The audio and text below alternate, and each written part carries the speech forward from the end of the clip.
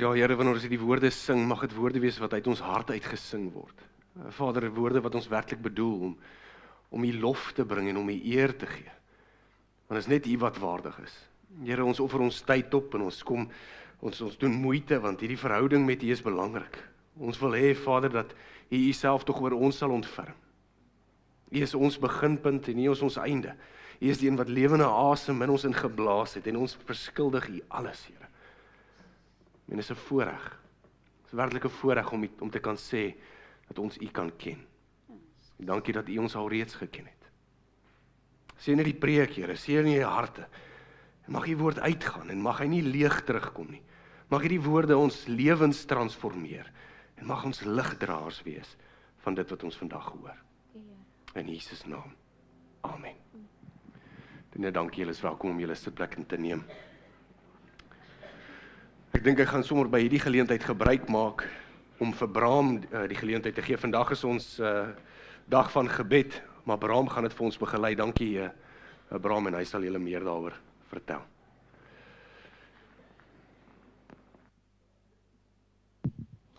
Goeiemôre gemeente. Soos julle almal weet, ons het elke kwartaal sonder ons tyd af as ASIKA gemeente waar ons bid vir verskillende sake. En ons het vanoggend gebid vir reg oor die wêreld vir ons immigrante. Suid-Afrikaanse immigrante van oralstaf. Ons weet wat dit is. Ons bid vir die vervolgde kerk. Ons weet wat in Midde-Afrika aangaan met die vervolging daar en ook sending. Maar saam met dit wil ons bid en ons wil die Here loof en prys vir die vervolgde kerk, maar wat die oplewing ook betref wat in Amerika gebeur het. En die Here bring herlewing reg oor die wêreld. So as julle saam in die oë sluit, dan bid ons vir die volgende sake. Here ons hemelse Vader, ons, soos Dominee Sean gesê het, U is ons alfa en ons omega, ons begin en ons einde. Ons kan niks sonder U nie. En Here, as ons klaar is U nog steeds daar. Here, dankie dat U vir ons 'n gemeenskap van gelowiges gegee het, Here. Dankie dat ons saam kan aanbid, saam kan werk, Here, nie vir onsself of enige eer nie, maar tot eer van U heilige naam alleen, tot uitbouing van die koninkryk. Dankie, Here, vir elkeen wat vanoggend hier so is. Dankie vir die afspraak wat U met elkeen van ons het, vir die woord wat ons kom voed, Here. Ons bid dat U, Here, die woord sal seën wat Dominee Sean bring vanoggend. Here, ons bid die seën op hulle af, wat nuwe immigrant is. Here, ons is almal immigrante. Ons weet waar deur ons gaan en waar deur baie mense gaan. Here, ons pleit by U, Here, wees asseblief met ons mense. Wees met elke immigrant, Here. Dit is 'n vreemde lande waar ons heen gaan. En ons moet ons heenkome vind in 'n vreemde land. Maar Here, U het 'n groter doel daarmee, dat U woord verkondig en uitgebrei sal word. Here, ons wil vra dat U met elke immigrant sal wees, Here, deur wat ook al moet gaan. Here, ons weet die immigrasieproses en die visas en alles is 'n stresvolle tyd. Here, wil U asseblief voorsien, Here, dat ons heeltyd op ons knieë sal wagtend wees vir U, Here. Ons vra dat U asseblief met elke familie sal wees, Here. Ons bid dat U, Here, ons mede Suid-Afrikaners, Here, hulle wat reg oor die wêreld is, dat hulle nie weg sal raak van die kerk nie, Here. Here, en dat hulle ook nie net 'n kerk gaan soek wat hulle pas nie, Here, maar dat hulle daar waar hulle is, Here, 'n verskil sal maak, dat U vir hulle sal bemagtig, Here. U is die almagtige God, Here, en ons weet U kan dit doen. Dankie, Here, dat ons kan glo in almagtige God, en U gee vir ons al die beloftes in die woord, Here, en ons wil U dankie sê daarvoor. Here, ons wil bid vir die vervolgde kerk, Here, ons is saam met ons broers en susters, Here, wat terwille van U naam, Here, vervolg word. Here, daar is baie tipe van vervolgings. Here, hier in Nieu-Seeland vervolging, kry ons dalk 'n subtiele vervolging, Here. Mense wat ons uitsny of mense wat ons woorde sê, Here, maar daar in Noord-Afrika en reg oor die wêreld, Here, is daar mense wat U naam aanroep en hulle betaal die ultimate prys met hulle lewe. Maar Here, U het ons beloof, die wat hulle lewe weggee, sal dit 10-mal terugkry, Here. U het 'n beloning vir hulle in die hemel, en ons vra, Here, wees met hulle waar hulle in hulle doodsangs is, dat hulle ook sal weet, Here, U is daar by hulle. Here, U is die God oor hemel en die aarde, oor die lewendes en dooies. Here, ons bid vir ons sendelinge. Here, hulle wat ook in vreemde lande moet gaan lewe, in 'n lewenstyl moet aanvat. Here, ons bid spesiaal vir ons sendingpaar in Japan, Here, hulle wat taalstudies moet leer om die mense te kan bedien in hulle eie taal, met die kultuur kan aanleer. Maar bovenal moet hulle nog steeds, Here, U dien. Here, ons bid vir harte wat sterk staan vir U, dat hulle nie afvallig sal word nie, dat die bose nie hulle liefde en hulle passie sal steel nie, Here. Ons bid ook vir mense wat U oproep, Here, daar waar hulle wag en vra vir nuwe sendelinge. Here, ons vra, wees met elkeen vir hulle, wees met mense wat die aspirasie het om te doen. Here, ons vra dat U vir ons sal help, dat ons nie net hulle sal stuur nie, maar dat ons hulle sal ondersteun, dat ons hulle sal lief hê, dat ons hulle heeltyd op ons gedagtes sal wees. Here, ons dankie vir U genade.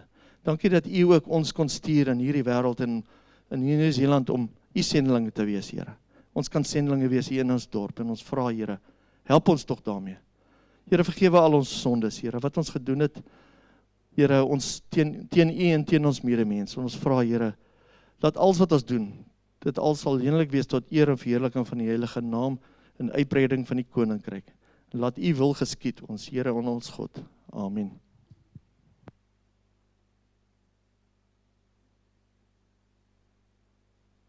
Baie dankie, Bram. Ons waardeer dit. Weer eens welkom, en ek wil julle graag aanmoedig en uitnooi, hierdie blaadjies wat julle gekry daar by die deur, binne is die groen blaadjie is die opsomming van die preek, maar ek wil julle graag uitnooi dat ons is besig, ons begin vandag met 'n nuwe reeks. Dis die reeks, die berg, wat is 'n deel van die bergrede, dis die seënspreuke of die saligspreuke. Dis Matteus 5 vers 1 tot 12. En dit gaan so 8 weke wees, en ek wil julle aanmoedig om in 'n klein groepie in te skakel. Nou ek weet jy is 'n paar klein groepies reeds hierso, en dalk is daar van julle wat 'n behoefte het om 'n klein groepie te begin. Ag man, ek wil julle moet met Ivan gesels, sy nommer is ook hier op. Daarso is eksterne materiaal, wat ons nie noodwendig hier gaan gebruik nie, maar in die klein groepies gaan bespreek. En ek dink dit sal goed wees en sinvol wees, en ek dink dit sal geesverrykend wees, as julle by hierdie klein groepies kan inskakel en saam hierdie reeks doen. Dit is net vir 8 weke, so jy kan jouself dalk commit vir 8 weke. Ek dink dit is 'n goeie tydperk ook, en dan, so dit is nie 'n lewenslange commitment nie.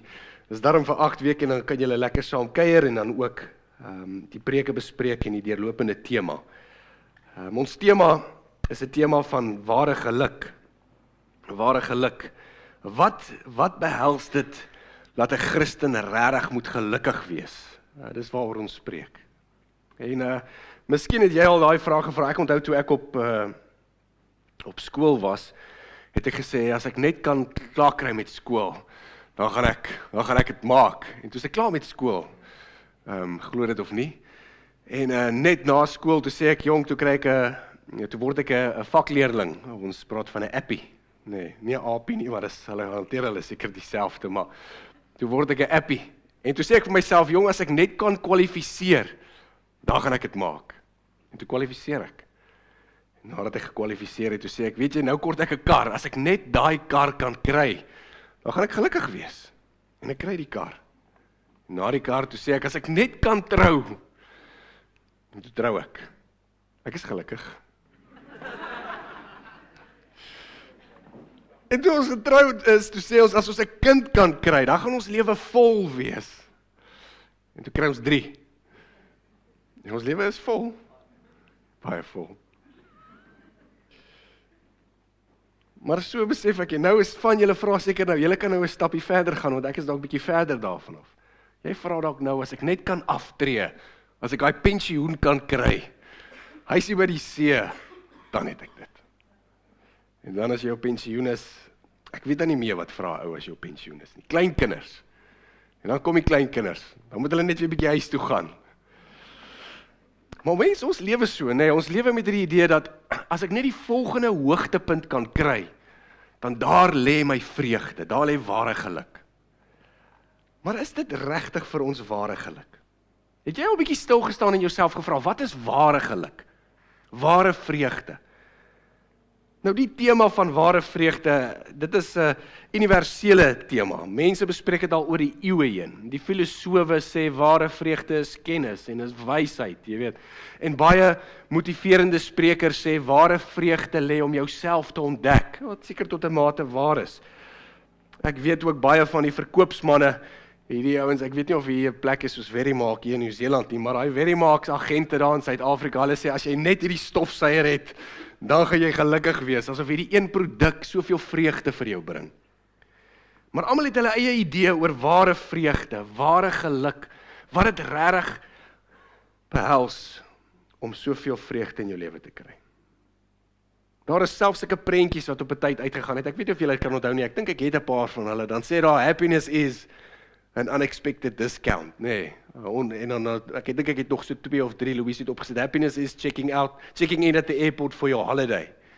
Het ek nog enetjie? Happiness is buying yourself a present because you deserve it. Nee, dis is ek wees môre. Het ek nog ene? Dis almal. Dis wat Louis my opgesit het. Ons koppel ons geluk en ons vreugde aan sekere ervarings en aan sekere goeders wat ons kry. Maar die probleem met hierdie goed, die probleem met 'n ervaring en die probleem met materialisme, want dis wat ons dit eintlik noem, nee, om jouself 'n geskenk te koop is materialisties. Die probleem is dis alles tydelik. Nou dink aan 'n kar byvoorbeeld. Jy koop jou nuwe kar, hy ry lekker, jy ry in hom, maar een of ander tyd gaan daai nuwe kar weer 'n ou kar word. En dieselfde met nuwe goed wat jy kry. Een of ander tyd word die nuwe goed oud goed. En hierdie ou goeders, eintlik wat dit doen as jy 'n nuwe ding koop, binne die sielkunde praat ons van dit stel 'n vorm van dopamien vry. Ons mense hou van 'n nuwe ervaring, ons hou daarvan om goed vars te sien en vars te kry en vars te ervaar. En eintlik wat gebeur is jy kry dopamien, nê. Dis eintlik wat so aanloklik is met hierdie doomscrolling. Ek weet nie of jy geweet het met tieners, as jy heeltyd so scroll deur jou foon, dis heeltyd 'n nuwe video. Eintlik wat jy doen is jy soek nog dopamien. Maar ergens kom daar 'n punt in jou lewe wanneer jy gaan sê die dopamien is net nie meer nie. Want dis nie volhoubaar nie. Ergens gaan jy moet aangaan met lewe. Ergens gaan jy by 'n punt moet kom waar jy sê nou kan ek nie meer goed koop nie. Ergens gaan jou kar net sê luister, ek kan nie meer nog nuwe karre kry nie. Ervarings en goed bring nie vreugde nie. En ek glo dit is een van die grootste leuns wat die wêreld ons leer. Die beste voorbeeld uit die Bybel is die voorbeeld van Salomo. Nou vir Salomo, is 'n baie wyse man, nê. Maar omdat hy wysheid gekry het, het hy geld gekry. Hy het geld gekry, hy het perde gekry, hy het die beste van alles gehad wat hy kon kry. En hy was 'n slim ou. En hy het nog baie vrouens gehad, 'n gelukkige man, nê. Hy het alles gehad. En Salomo het Prediker geskryf. En as jy Prediker begin lees, die eerste woorde wat Salomo skryf, is hy sê, te vergeefs. Dis verniet. Die Engels sê vanity. Hy noem dit vanity. Te vergeefs. Kan jy glo die slimste man, die rykste man, met alles wat hy wil hê, skrywe en sê dis te vergeefs. Alles kom tot niks. Vandag wil ek hê ons 'n bietjie kyk. Wat bring werklik ware geluk in jou lewe? En as jy dalk dink dit is goed, dan wil ek vir jou sê, kom ons probeer ons fokus verskuif na wat werklik ware geluk bring. Want goed is tydelik.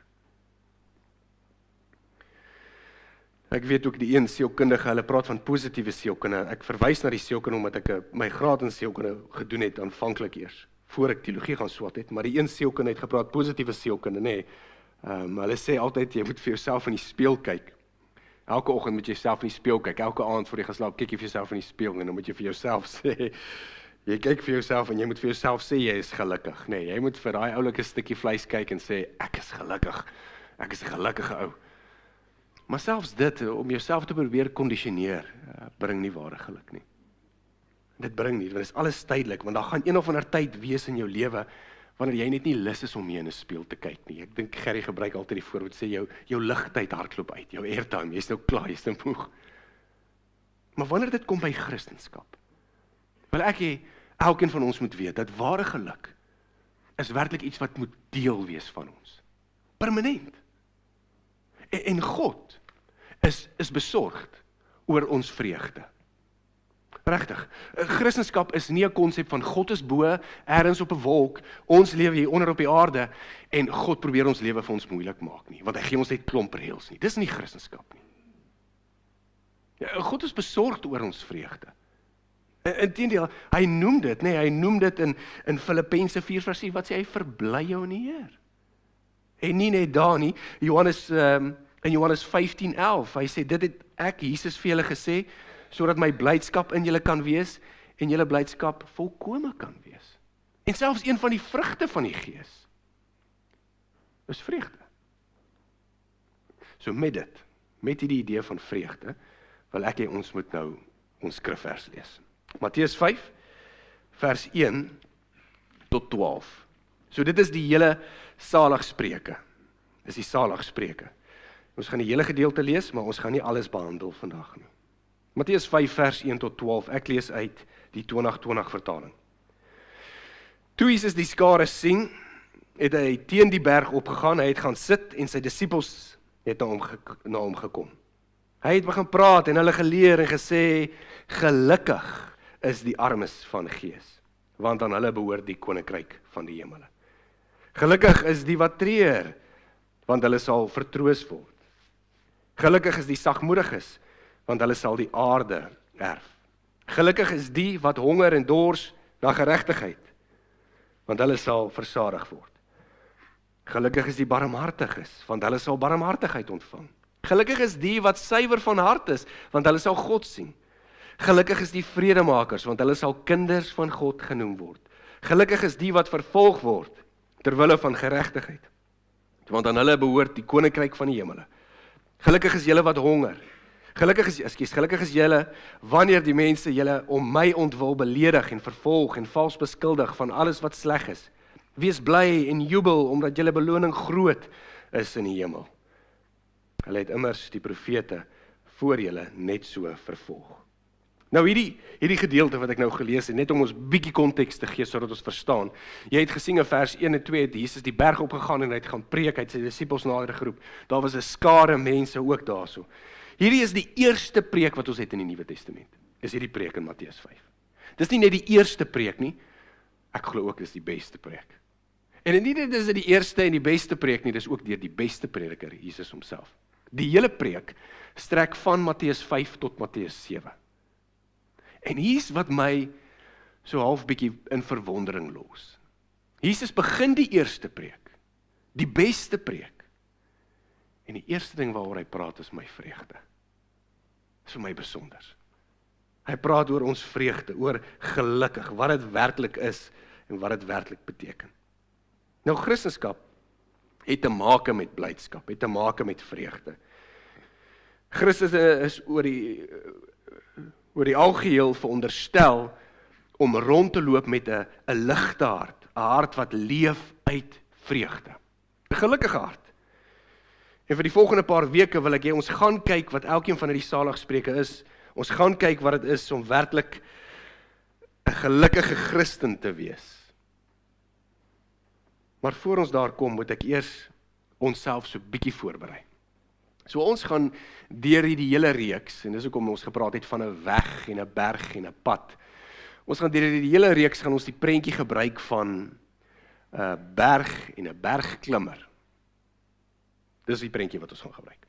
So voor ons vertrek, die eerste ding wat 'n bergklimmer moet doen, is hy berei homself voor.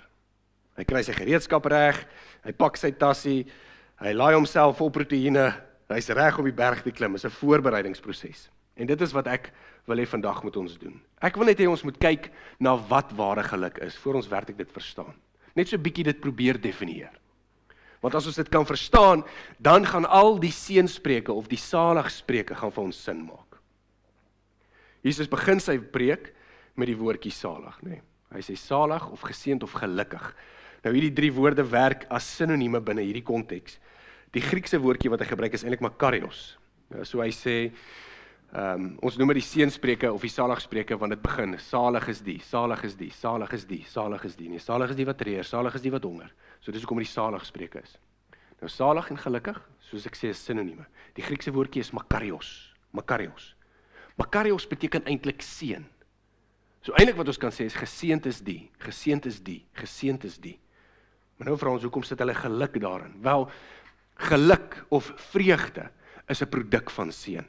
Geluk vloei uit seën. So wanneer jy geseënd is, ervaar jy vreugde. Maar seën vloei nie uit geluk nie, nê. So dit sou meer akkuraat wees om te sê geseënd is die, want wanneer jy werklik geseënd is, ervaar jy 'n vorm van vreugde. Ervaar jy 'n vorm van vreugde. So seën, wat dit letterlik beteken is tweevoudig. Seën beteken eintlik maar om goedgekeur te word. Ek word goedgekeur. Dis 'n goedkeuring wat plaasvind. Ons sing die liedjie, ek wonder of jy ooit gewonder het, dit is 'n redelike liedjie wat nou sy draai ook maak. Ons sing die liedjie, Bless the Lord, oh my soul. Nee. En dit is baie keer vreemd, want dit klink nie reg nie. Want hoe kan ek die Here nou seën? Maar eintlik wat jy sing, Bless the Lord, oh my soul, as jy sing, seën die Here, o my siel, eintlik wat jy sing is, jy sê, Here, ek keer U goed. Jy keer hom nie goed, omdat hy vir jou iets reg doen nie, want hy werk nie vir ons nie. Ons sing, seën die Here, o my siel, want ons sê, Here, ek keer U goed, want U is goed by homself. U is goedheid in homself. En U is die enigste een waardig om geprys en om geloof te word.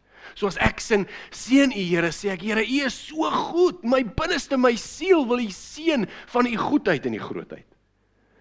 Seën beteken om goedkeuring te kry. En wanneer ons sê die Here seën ons, dan sê ons, die Here vind goedkeuring oor my. Ons dink baie keer seën is materialisties, nê? Die Here het my geseën met 'n nuwe kar. Wat waar is, elke goeie genadegawe kom met die Here se hand, nie waar nie? Elke goeie gawe kom met die Here se hand, verseker. En die Here weet wat ek nodig het nog voor ek hom daarvoor vra, verseker. Dit is 'n vorm van seën, maar dit vloei uit die groot oorkoepelende idee van seën. Seën is nie verbind net aan materialisme nie. Want hoe gaan ek die Here seën? Sê, Here, ek wil U seën, U is vir U 'n kar. U is vir U goed. Die Here kort nie goed nie. Die Here kort ons hart. 'n Seën dra die idee van goedkeuring. Wanneer God ons seën, sê hy kyk na ons en hy sê, ek keer dit goed. Ek keer jou goed, ek keer jou hart goed. En daarom kan nie een van ons geseënd word of geseënd wees buite Jesus Christus nie. Want dit is net deur Jesus Christus waar ons God se goedkeuring wegdra. Dis al. Want nie een van ons lewe 'n perfekte lewe nie, nê. Nie een van ons gee 'n perfekte offer nie, nê. Nie een van ons lewe so lewe dat God sê, "Wow, Sean, jy is fantasties, jy lewe so mooi." Behalwe tussen 4 en 5 as jy dalk op die pad is en ons verkeer. Nee. Ons lewe nie daai lewe nie. So God keer nie ons lewens goed nie. Maar wanneer hy na ons kyk deur Christus, dan sê hy, "Wow. Ek sien Sean en ek sien Christus in hom. En ek sien dat my gees besig is met hom en sy hart is besig om verander te word en ek keer dit goed." Seën lê net in Christus. Net in Christus. Dit is so mooi soos Hebreërs 11 vers 6 skryf. Hy sê, dit is sonder geloof is dit onmoontlik om God tevrede te stel. Sonder geloof. Geloof in wat? Geloof in Christus. Net geloof in Christus. So hoe belangrik is jou belydenis van jou geloof? Wat jy bely? Uiters belangrik. Want sonder dit is daar nie seën nie.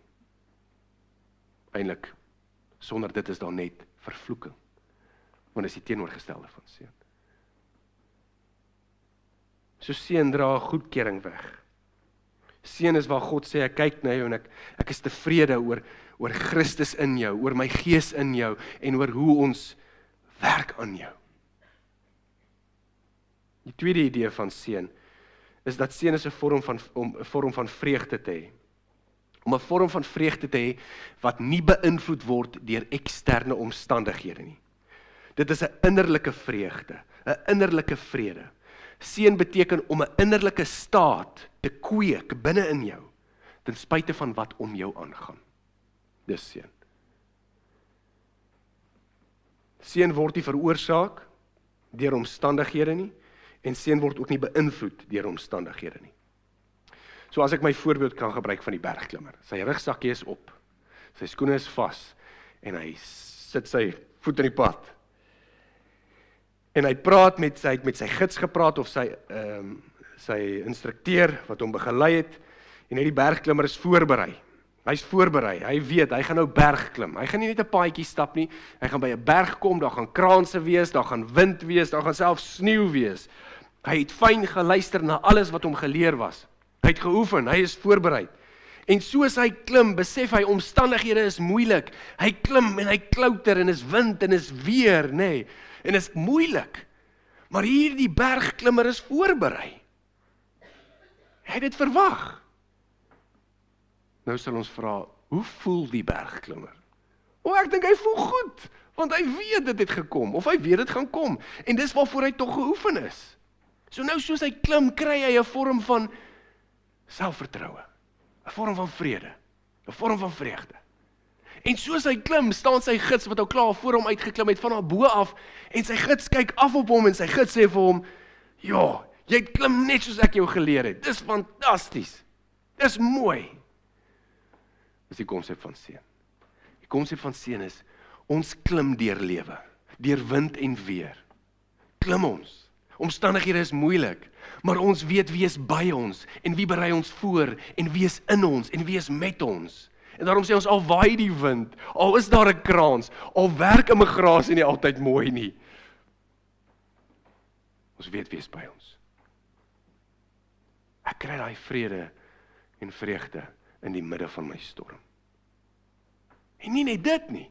Ek weet ook, daar staan my gids, hoofletter G, daar staan my gids, en hy kyk neer op my en sê, net so, dit is instruksies wat ek vir jou gegee het, jy lewe daar volgens, nee, die wie my lief het, sal doen wat ek sê, Christus se bevele. Dis die konsep van seën wat deurgegee word. Dit kan nie beperk word tot materialisme nie, want wat van ouens wat nie het nie, sê ons dan hulle het nie seën nie? Dit sit God in 'n onregverdige posisie. Seën is soveel meer as materialisme. Seën is 'n staat wat ons kweek in ons. En die oomblik as ons gaan rondhardloop van plek tot plek en winkel tot winkel, om te kyk wat ons kan kry sodat ons kan dopamien kry, goed kan voel, dan mis ons net die konsep van seën. En ons mis eintlik wat God in ons lewens wil doen. Dis wat dit beteken om geseënd te wees. Om salig is ook 'n mooi woord. Jy het saligheid, nê? Jy het saligheid.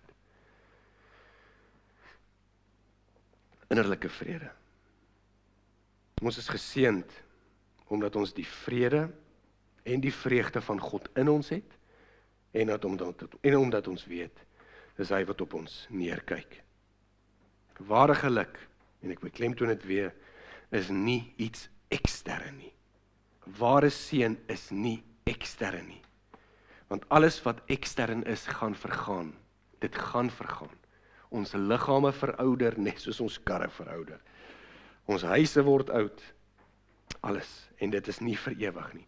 Ons kan nie ons vreugde koppel aan dit wat ons het nie. Want as dit gaan, dan gaan ons vreugde ook gaan. Christus beklemtoon, deur die saligspreuke, dat ware geluk iets is wat intern is. Dis altyd intern. Dis 'n interne staat. En dit is waar die probleem lê met welvaartsprediking, nê. Welvaartsprediking is wat Bram ook gebid het. Mense gaan na 'n kerk toe, omdat hulle voel, ek moet by daai kerk behoort, want ek wil hoor wat hierdie ou sê, want ek hou van wat hy sê. Maar welvaartsprediking verkoop 'n produk wat ekstern is. Maar hulle skeep die intern af. Ware Christendom verkoop niks. Ware Christendom vertel jou van Christus, sodat Christus in die hart, in ons wese kan inweef.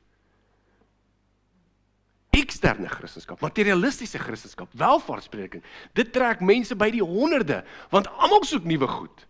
Almal wil voel, God gaan vir my goed gee. Maar niemand wil hoor dat dit intern is nie.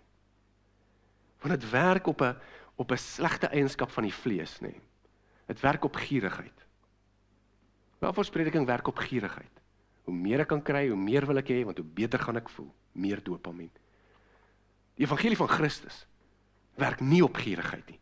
Dit werk op die vrugte van die Gees. Vrygewigheid, vreugde, liefde. Dis intern. Dis intern. Ons moet onsself vra. Vra jouself bietjie. Wie se seën soek jy in jou lewe? Is dit die seën van die Here wat jy soek? Soek jy hierdie interne staat in jou lewe? Maak nie saak of dit goed gaan of sleg gaan nie. Soek jy die Here se seën? Hierdie staat van jou hart? Soek jy die seën van die wêreld? Soek jy net goed? En ek wil vir jou sê, die Bybel beklemtoon nog altyd die staat van die hart. Selfs in die Ou Testament, nee, die Ou Testament was baie wetties georiënteerd. Jy moet doen, jy moet doen, jy moet doen, maar dan kom die profete, dan sê die profete, ek gaan my wet op hulle hart skryf. En dan sê hy vir ons, God kyk na die hart. God kyk nie na jou goed nie. Hy sê, Here, kyk wat ek alles versamel het. Kyk al die goed wat ek bymekaar gemaak het. Is jy trots, Here? Is jy trots op dit wat ek gemaak het? Kyk wat ek bereik het. Ek weet selfs mense, in Suid-Afrika het ek 'n gesprek gehad met 'n dame so hele ruk terug. En ek onthou die woorde, en sy sê, as haar ma en haar pa haar nou kon sien, net om vir hulle te wys, sy het dit gemaak. Maar wat beteken dit om dit te maak? Ons meet ons sukses en ons vreugde aan hoeveel goed ons het en wat ons het, maar terwyl God besorgd is oor die hart, oor die interne, hy soek die hart, nog altyd die hart. Dis Jim Elliot wat geskryf het, he is no fool who can give what he cannot keep, and to gain what he cannot lose. Die konsep is, as jy jou hart gee, want jy gaan in elk geval verouder, nee. As jy jou hart gee vir die Here, gee hom vir die ewigheid. Want dit wat jy kry vanaf hom, is vir ewig. Dis wat Elliot skryf. Hoor wat sê die Bybel, Kolossense 3:1. As julle dan saam met Christus opgewek is, streef na die dinge wat daarbo is. 1 Johannes 2 vers 15 tot 17. Moenie die wêreld of wat in die wêreld is lief hê nie. As jy maar die wêreld lief het, is die liefde van die Vader nie in hom nie. Want alles in die wêreld, dit wat die liggaam, daar is hy woord, begeer, en dit wat die oë begeer, arrogante spoggery oor besittings, is nie uit die Vader nie. Wag, so. Die skrif sê vir ons, dat die spoggery oor besittings is nie uit hom nie. Hy gaan verder, maar uit die wêreld. En die wêreld en sy begeertes gaan verby, tydelik. Maar wie die wil van God doen, bly tot in ewigheid. Ewige seën is intern. En hoe gouer ons dit kan sien, en hoe gouer ons dit kan verwelkom, gouer gaan jy die Here se seën in jou lewe ervaar. Met seën sê ons goedkeuring. Nie seën nog goed nie. Seën goedkeuring. Vrugte van die Gees, vrede in die midde van die storm, vreugde in die midde van immigrasie. Vrede, vreugde. Nou Jesus praat van die vreugde en hy gee dit eintlik 'n naam. Die naam wat hy dit gee, is hy noem dit die koninkryk van God, of die koninkryk van die hemele. Nou hierdie innerlike staat kan ons sê is die koninkryk van God, want dit is eintlik die koninkryk van God. Hierdie seën wat in ons harte neerdal is die koninkryk van die hemele. Die koninkryk van die hemele en die koninkryk van die God is dieselfde ding. Dit verwys natuurlik na die hemel daarbo, maar dit verwys ook na Christus wat al reeds in ons gekom het. Lukas sê die koninkryk van God is binne elke man, elke mens. Die koninkryk begin hier en nou. Maar ja, hy kom ook nog, nee. Nou wanneer Jesus praat van hierdie geseëndheid en hierdie vreugde, dan sê hy, dis die koninkryk wat in jou begin manifesteer. En wanneer ons deel word van hom, dan word hy deel van ons. Wanneer ek my hart gee, dan word hy deel van my. Dis is 2 Petrus 1 vers 4 wat sê, hierdeur het hy sy kosbare en grootste beloftes reeds aan ons gegee, sodat julle deel kan kry aan 'n goddelike natuur. Ek weet nie of Christene weet nie, maar Christendom moet deel hê aan 'n goddelike natuur. Nie om te sê, ek kan vlieg en ek kan op water loop en ek kan al die bonatuurlike goed doen nie. Nee, 'n goddelike natuur is om te sê, 'n deel van God se karakter en sy wese is besig om in my hart sigbaar te word. Die koninkryk van God. Die vrugte van die Gees. En hierdie deelname van God is deelname van sy koninkryk. Nou Jesus, as jy so sien in Matteus 4 vers 23, net voor ons by die saligspreuke kom, noem hy dit. Die skrif sê vir ons, en Jesus het in die hele Galilea rondgegaan, en hy het in die sinagoge geleer, die evangelie van die koninkryk verkondig. En selfs die eerste en die laaste saligspreuke, die eerste seënspreek, begin Jesus en hy sê, geseënd is die armes van gees, want hulle kry die koninkryk van die hemel. En die laaste saligspreuke sê hy, geseënd is die wat vervolg word, want aan hulle behoort die koninkryk van die hemel. Jesus se tema, en in die hele bergpredikasie, maar meer spesifiek in die saligspreuke, hierdie seënspreuke, gaan oor die koninkryk van God. Die koninkryk van God in jou. So wat is die koninkryk? En ek wil net so vinnig daaraan raak, en dan is ek so te sê daar. Die koninkryk, ek het vir jou 4 punte. Die koninkryk is dinamies, eerder as ruimtelik. Die koninkryk is nie 'n plek nie. Ons dink aan die koninkryk, dan dink ons aan die koning Charles in die UK, en ons dink ons aan die koning hier, en die koning met sy kasteel, en met sy land.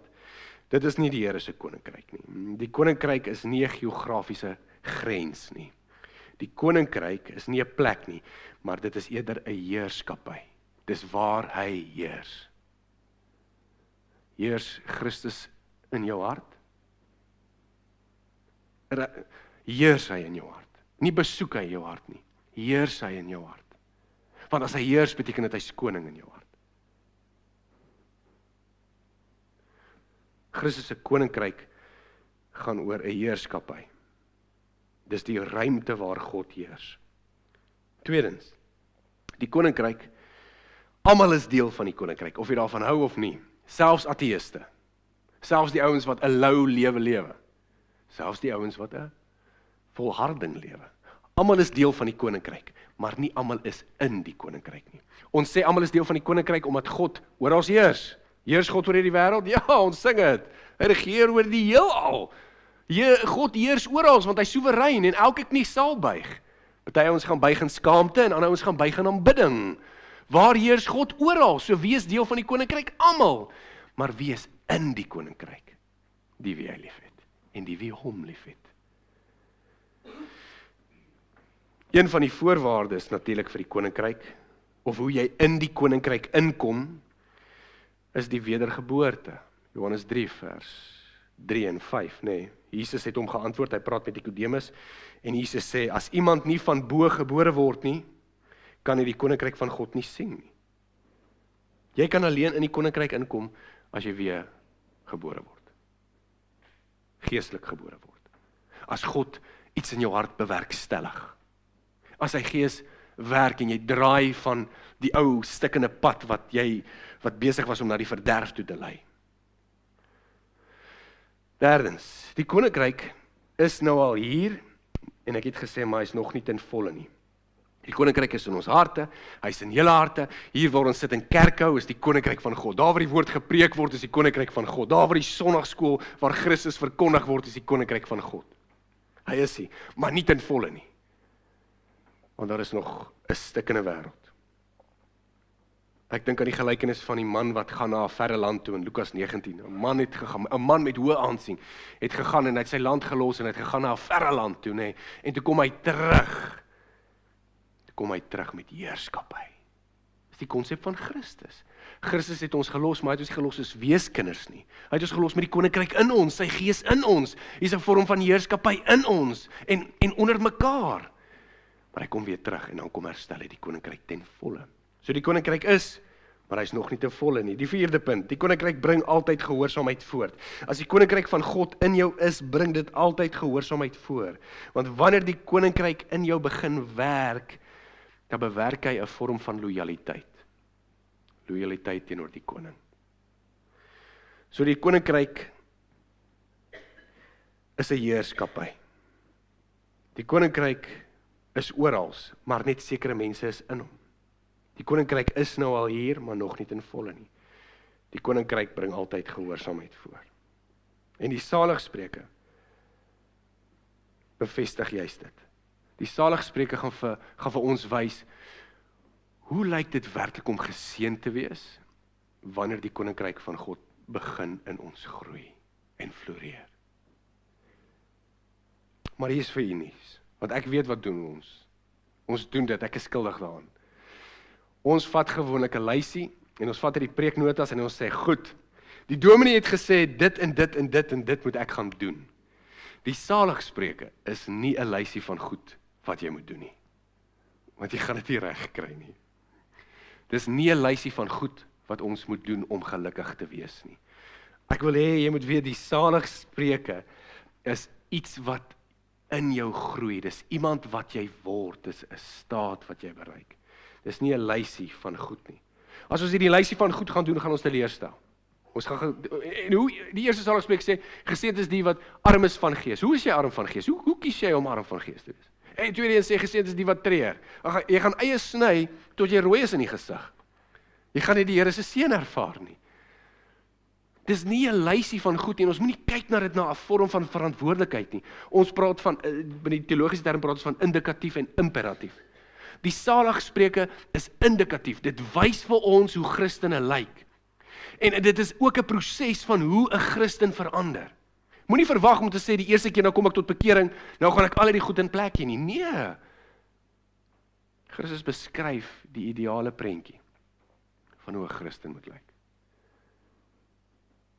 Hy beskryf hoe die koninkryk in ons inkom. Maar weet jy wat beskryf hy ook? As jy die saligspreuke lees, hy beskryf homself. Christus beskryf homself. So eintlik wat die saligspreuke vir ons sê. Hy sê, word soos ek, wees soos Christus. As jy wil weet waar lê vreugde, kyk na my. Dis wat Jesus sê. Gereeld kyk ons na onsself. Gereeld kyk ons na ons eie krag, ons eie vermoë. Ek soek vreugde. Christus sê, kyk na my en word soos ek. Dan sal jy weet wat dit beteken om geseënd te wees. So ek sluit af. En ek wil vir jou vra. Miskien is hier van julle vandag wat vergeet het waar jou werklike skat lê. Miskien het die hele proses van immigrasie en veilige sekuriteit en voorsiening en al die idees wat reg is reg. Want is jou verantwoordelikheid. Maar miskien het al hierdie goeders eintlik net by jou geloof kom steel. Of miskien het jy net so besig geword met lewe. Met jou reëlings. Dat jy vergeet het waar jou werklike skat lê. Wees bietjie eerlik met jouself vandag. Waar lê jou skat? Jy vergeet, of dalk het ons net so bietjie fokus verloor. As dit jy is, wil ek jou uitnooi. Vir die volgende, week 1 is verby, nee. Vir die volgende 7 weke, wil ek jou nooi om te kom ontdek, wat Christus werklik vir ons sê, en wie Christus werklik vir ons is. Ek wil met hierdie voorbeeld afsluit, ek is nou die 3de keer om ek sê ek sluit af. Ek sluit nou regtig af. Onthou julle toe Jesus voor Pontius Pilatus gestaan het, né? Staan voor Pontius Pilatus net voordat hy gekruisig word, en Pontius Pilatus sê, jy is die koning van die Jode. En Jesus sê, dis so. En Jesus antwoord vir Pontius. Want Pontius sien 'n koning soos Caesar. Hy het Rome, hy het 'n land, hy het volgelinge, hy het soldate. Dis hoe hy 'n koning sien. En Pontius vra hom, jy sê jy is die koning van die Jode. Waar is jou Land, waar is jou volgelinge? En Jesus antwoord en hy sê, my koninkryk is nie van hierdie wêreld nie.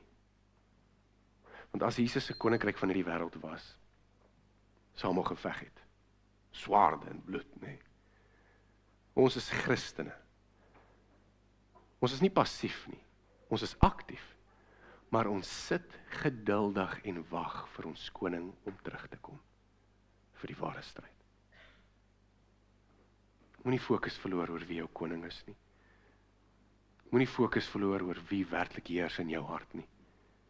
En moenie toelaat dat die wêreld vir jou 'n leuen verkoop van wat dit beteken om geseënd te wees nie. Want die wie in Christus is waarlik geseënd. So ek nooi julle om saam met ons te vertrek op 'n roete na die bopunt van 'n berg. En op hierdie roete gaan ons ontdek hoe lyk ware geluk, ware seën. Ons gaan werklik ontdek wat dit is om 'n geseënde te wees van Christus.